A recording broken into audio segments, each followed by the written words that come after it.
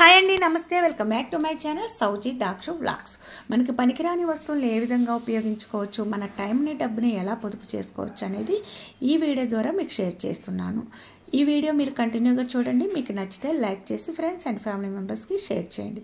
Tip number 1, ఇక్కడ చూశారు కదండి, మనం ఇంట్లో క్యాండిల్ కరెంటు పోయినప్పుడు వెలిగించుకుంటూ ఉంటాం. అయితే ఇలా కౌంటర్ టాప్ పై లేకుంటే టేబుల్ పై వెలిగించేటప్పుడు క్యాండిల్ లిక్విడ్ వేసేసి దాని మీద పెట్టేస్తాం.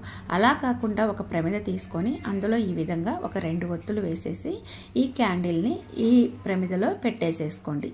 సో ఈ క్యాండిల్కి ఉన్న లిక్విడ్ కరిగిపోయినంతా కూడా ఈ ప్రమిదలోనే ఉంటుంది కాబట్టి మళ్ళీ మనము ఒత్తి వెలిగించుకోవాలంటే ఆల్రెడీ ఒత్తి అయితే ఉంటుంది కాబట్టి మనకి ఈజీగా ఉంటుంది. మళ్ళీ ఈ క్యాండిల్ లిక్విడ్ని రీయూజ్ చేసుకున్నట్లుగా అవుతుందండి.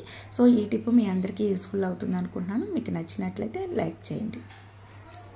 టిప్ నెంబర్ 2, ఇక్కడ చూడండి, ఇప్పుడైతే వింటర్ సీజన్ అవ్వటం వల్ల మనం ఫ్రిడ్జ్లో పెట్టినా బయట పెట్టినా ఈ విధంగా అయితే నెయ్యి గడ్డ కడుతుందండి. చూసారు కదా ఎంత మంచి స్మెల్ వస్తుందంటే, చాలా ఫ్రెష్గా ఉందండి నెయ్యి.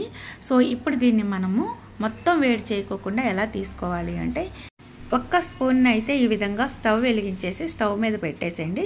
జస్ట్ ఒక 2 సెకండ్స్ సరిపోతుందండి, ఎక్కువసేపు కూడా అవసరం లేదు. ఈ విధంగా వేడి చేసిన తర్వాత దీన్ని మనము నెయ్యిలో, మీరు ఎక్కడైతే నెయ్యి తీయాలి, ఒక సైడ్ నుంచా లేకుంటే మిడిల్లో నుంచి తీయాలనుకుంటున్నారా అక్కడ మీరు ఈ స్పూన్ అయితే పెట్టేసేయండి. ఈ స్పూన్ వేడికి నెయ్యి అంతవరకు కరిగిపోయి చక్కగా వస్తుందండి. సో మనం అప్పటికప్పుడు తీసి మనము పిల్లలకి లంచ్ బాక్స్ ప్రిపేర్ చేసేటప్పుడు లంచ్ బాక్స్లో లేకుంటే బ్రేక్ఫాస్ట్లో వేసేసుకోవచ్చు అనమాట. చాలా సింపుల్ టిప్ కదండి. సో మీకు అందరికీ నచ్చుతుంది అనుకుంటున్నాను. ఈ టిప్ మీకు నచ్చినట్లయితే లైక్ చేయండి. నెక్స్ట్ టిప్ అండి, ఇక్కడ చూశారు కదా, పిల్లలు స్కూల్కి వెళ్ళేటప్పుడు వాళ్ళ జడలకైతే ఈ రిబ్బన్స్ కడుతూ ఉంటాము. పిల్లలకి ఆయిల్ పెట్టడం వల్ల లేకుంటే తలలో ఉండే డస్టింగ్ వల్ల ఈ రిబ్బన్స్ జిడ్డుగా లేకుంటే మురికిగా అయిపోతూ ఉంటాయి. అయితే వీటిని మనం విడిగా వాష్ చేసుకోవచ్చు, లేకుంటే వాషింగ్ మిషన్లో వేయాలి అనుకున్నట్లయితే చాలా సింపుల్ టిప్ అండి. ఈ విధంగా మనము పాతబడిన ఒక సాక్స్ అయితే తీసుకొని ఆ సాక్స్లో అయితే ఈ రిబ్బన్స్ పెట్టేసేసేయండి. ఈ రిబ్బన్స్ బయటికి రాకోకుండా దీనిపైన అయితే ఒక రబ్బర్ బ్యాండ్ వేసేసుకోండి. మీ ఇష్టం అండి, హెయిర్ బ్యాండ్ వేసుకోవచ్చు, ఇలా మనీకి వేసే రబ్బర్ బ్యాండ్ వేసుకోవచ్చు.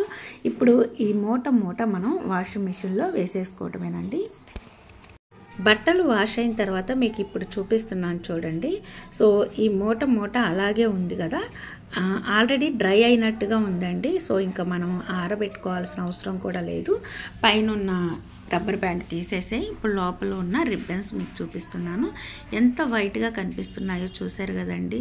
అసలు మీకు ముందు చూపించినప్పుడు జిడ్డుగాను మురికిగా ఉన్నాయి, కానీ ఇప్పుడు ఆ వాషింగ్ మిషన్లోంచి తీసిన తర్వాత ఎంత తెల్లగా మెరిసిపోతున్నాయో కదా. ఈ విధంగా మనము రిబ్బన్స్, ఏవైనా హెయిర్ బ్యాండ్స్ అన్నీ కూడా వాష్ చేసుకోవాలి అనుకుంటే ఈ టిప్ అయితే ప్రతి ఒక్కరికి యూస్ఫుల్ అవుతుందండి. ఒక్కసారి అయితే ట్రై చేయండి.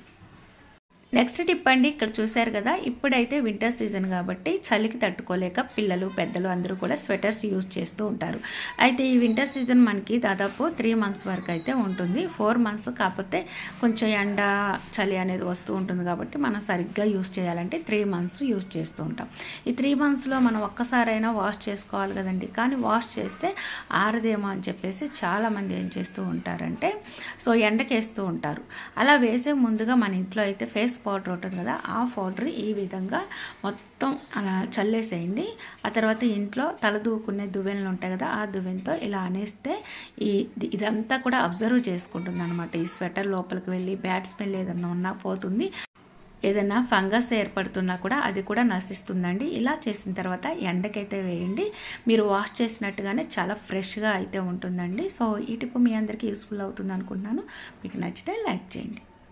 నెక్స్ట్ టిప్ అండి, ఇక్కడ చూశారు కదా, ధూప్ స్టిక్ ఇంట్లో పూజకు ఉపయోగిస్తూ ఉంటాం కదా, ఆ ధూప్ స్టిక్స్ వెలిగించేటప్పుడు, సాంబ్రాణి కప్స్ వెలిగించేటప్పుడు ఈ విధంగా పల్చటి రేకునైతే ఇస్తారు కదా. ఈ పల్చటి రేకుని మనము ఎక్స్ట్రా ఉన్నా లేకుంటే పాడైపోయినా పడేస్తూ ఉంటారు కదా, అస్సలు పడేయకండి. దీంతో మనం చాలా యూస్ఫుల్ టిప్ అయితే ఉందండి. ఇక్కడ చూశారు కదా, కౌంటర్ టాప్ పై ఈ విధంగా మనము ఇలా వెలిగిస్తాం కదండి క్యాండిల్ని, లేకుంటే టేబుల్ పై వెలిగిస్తాము. అయితే పల్చగా పడింది అనుకోండి త్వరగా పోదనమాట. అదే మందంగా పడితే త్వరగా పోతుంది కాబట్టి ఈ విధంగా ఈ సన్నని రేకు ప్లేట్తో ఇలా అన్నట్లయితే మొత్తం పోతుందండి. చాలా నీట్గా వచ్చేస్తుంది. చూసారు కదా, ఈ టిప్ కూడా మీకు యూస్ఫుల్ అవుతుంది అనుకున్నాను. నెక్స్ట్ టిప్ అండి, ఇక్కడ చూసారు కదా, ఎవరైనా సరే సన్ఫ్లవర్ ఆయిల్ లేకుంటే ఫ్రీడమ్ ఆయిల్ యూస్ చేసేవాళ్ళు ఇలా ఆయిల్ డబ్బాలో వేసుకున్న తర్వాత ప్యాకెట్స్ పడేస్తూ ఉంటారు కదా, అస్సలు పడేయకండి. ఈ ప్యాకెట్స్కి కొద్దిగైనా ఆయిల్ ఉంటుంది కాబట్టి దీంతో అయితే మనం సూపర్ డూపర్ టిప్ అయితే చూద్దామండి. సిజర్ తీసుకొని ఇలా 3 వైపులా అయితే కట్ చేసేయండి, ఒకవైపు ఉంచేసేయండి. సో ఈ విధంగా కట్ చేసిన తర్వాత ఇలా సైడ్ను కట్ చేసిన వాటిని పక్కన పెట్టేసేయండి. ఇప్పుడు ఇదైతే తీసుకోండి, ఇలా ఓపెన్ చేసి మీకు చూపిస్తున్నాను. లోపల చాలా ఆయిల్ అయితే ఉందండి. సో ఈ ఆయిల్ పేపర్ని మనము ఎక్కడ యూస్ చేయొచ్చు అంటే, ఫ్రిడ్జ్ ఉంటుంది కదండి మన ఇంట్లో, ఫ్రిడ్జ్లో ఏదైనా వెన్నపూస, నెయ్యి లేకుంటే ఇంకేదైనా చాక్లెట్స్ అన్నీ పెట్టినప్పుడు గడ్డ కడుతుంది అనమాట. సో మనం అవి తీసేటప్పుడు తొందరగా రావు, చాలా గట్టిగా లాగాల్సి ఉంటుంది. అప్పుడు వైర్లన్నీ కదిలి తొందరగా పాడైపోయే ఛాన్స్ అయితే ఉంటుందండి ఫ్రిడ్జ్. అలాగే రిపేర్ వస్తుంది తొందరగా. అలా కాకుండా మనము ఈ పేపర్ని ఈ ఫ్రిడ్జ్ లోపల పరిచేసుకోవాలండి. ఆయిల్ ఉంటుంది కదా లోపల, అది పైకి వచ్చేటట్టుగా పరిచేసుకోవాలి. ఇక్కడ మీకు చూపిస్తాను చూడండి. లోపల నేను పెట్టిన సామాగ్రి అన్నీ కూడా తీసేస్తున్నాను. ఐస్ గడ్డ కట్టడం వల్ల కొంచెం గట్టిగా అయితే ఉందన్నమాట. అలాగే గట్టిగా లాగేసి తీసేసానండి. కానీ ఇప్పుడు ఈ ఆయిల్ పేపర్ వేసిన తర్వాత చూడండి, ఈ పేపర్ మీద మనము ఏవైతే పెట్టుకోవాలనుకున్నామో అన్ని చాక్లెట్స్, కూల్ డ్రింక్స్, ఇలా నెయ్యి, వెన్నపూస అన్నీ పెట్టుకోవాలండి. పెట్టుకోండి, మనం ఎప్పుడు కావాలంటే అప్పుడు తీసుకునేటప్పుడు చాలా సింపుల్గా అయితే వచ్చేస్తుంది అనమాట. చూసారు కదా, ఇక్కడ పెట్టేస్తున్నాను. సో మనం తీసుకునేటప్పుడు ఈజీగా వచ్చేస్తుంది. ఆయిల్ కాగితం కాబట్టి ఇది అస్సలు అంటుకొని టైట్గా అయితే అవ్వదండి. సో ఐస్ గడ్డ కూడా కట్టదు. సన్ఫ్లవర్ ఆయిల్, ఫ్రీడమ్ ఆయిల్ కాకుండా వేరే ఏదైనా శనగ నూనె ప్యాకెట్స్ ఉంటాయి కదా, ఆ ప్యాకెట్స్ని కూడా మీరు ఒకవేళ ఇలా పెట్టినట్లయితే అవి ఈ ఐస్ గడ్డకి అది కూడా గడ్డ కడుతుంది కాబట్టి అదైతే యూస్ఫుల్ అవుదండి. ఇదైతే అస్సలు గడ్డ కట్టదనమాట. ఒకసారి అయితే ట్రై చేయండి. నెక్స్ట్ టిప్ అండి, ఇక్కడ చూసారు కదా, మనం సింక్లో గిన్నెలు కడిగేటప్పుడు ఆ సోపు నీళ్లు పడిపోయి లేకుంటే బోర్ వాటర్ అంటే సాల్టెడ్ వాటర్ వల్ల కూడా ఇలా టైల్స్, ట్యాప్స్ అంతా కూడా వైట్ అయిపోతూ ఉంటాయి అన్నమాట.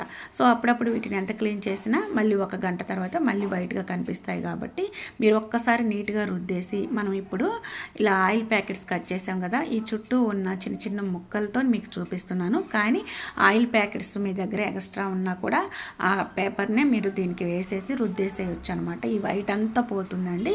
సో మళ్ళీ మనం గిన్నెలు కడిగేటప్పుడు ఈ సాల్టెడ్ వాటర్, సోపు వాటర్ పడినా కూడా ఈ వైట్ అయితే ఉండదండి. మీరు ఒక్కసారి ఏదైనా బ్రష్తో నీట్గా క్లీన్ చేసేసి ఆ తర్వాత ఈ ఆయిల్ ప్యాకెట్తో రుద్దేసేయండి. మీరు గిన్నెలు కడిగేటప్పుడు సాల్టెడ్ వాటర్ లేకుంటే సోపు వాటర్ పడిపోయినా కూడా అస్సలు ఇలా వైట్ అయితే అవ్వదండి. చాలా నీట్గా టైల్స్ ఇలా తలతల మెరిసిపోతూ ఉంటాయి. ఈరోజు టిప్స్ అయితే ఇవ్వండి. మీకు నచ్చినట్లయితే లైక్ చేసి ఫ్రెండ్స్ అండ్ ఫ్యామిలీ మెంబర్స్కి షేర్ చేయండి. ఫస్ట్ టైం మన ఛానల్ ఎవరైనా కొత్త వాళ్ళు విజిట్ చేస్తున్నట్లయితే సబ్స్క్రైబ్ చేసుకొని పక్కనే ఉన్న bell icon or button activate చేసుకోండి. Bye bye, take care, thanks for watching.